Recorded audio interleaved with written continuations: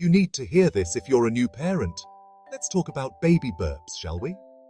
Turns out, burping isn't just for comic relief.